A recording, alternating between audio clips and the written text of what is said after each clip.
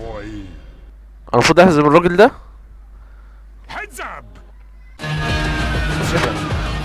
يلا يلا يلا يلا يلا اكسر قدام اللاجئ. ايه مش هيجي بقى ولا ايه؟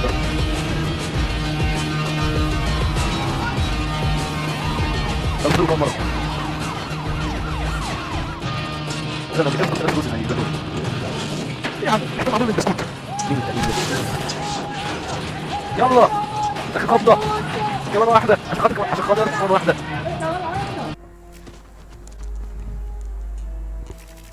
هديت حيل يا اخي. يعني شوف انا اللي كنت بتضرب وهو اللي تعب ومش قادر يفتح. افتح هني. قلبته الشباك. طب انا عايش في الدور الكام طيب؟ يخرب بيت ابوك انت لسه عايش. That's not good.